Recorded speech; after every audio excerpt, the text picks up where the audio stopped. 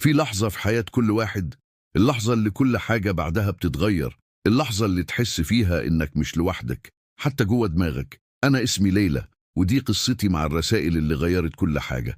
الساعة كانت 3:14 الصبح، رسالة صوتية من رقم مجهول. ما كنتش ناوية أفتحها، بس كان في حاجة بتشدني، صوت جوايا بيقول لي افتحي. ليلى، أنا مش هقدر أشرح لك كل حاجة دلوقتي، بس اسمعيني كويس. لو رحت الحفلة بكرة، في حد مش هيرجع البيت تاني. أنا عارفة إنك هتفتكريني مجنونة من المستقبل، وده أول تحذير. أنا من المستقبل. طبعا ما صدقتش، بس الحاجة الوحيدة اللي خلتني أقف كانت نغمة صوتها. صوتي بس مكسور، مرعوب ومليان وجع. قررت أطنش، قلت مجرد هوس أو مقلب، بس قلبي كان بيتنطط، وكنت كل شوية أبص حواليا مستنية حاجة تحصل.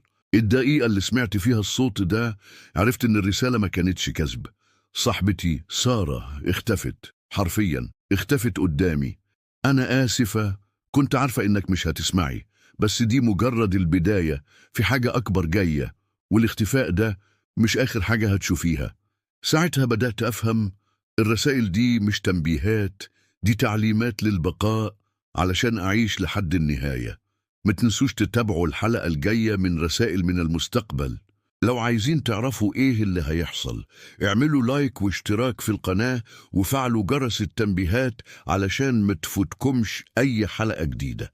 شكرا إنكم شاركتوني القصة دي، وأراكم في الحلقة القادمة.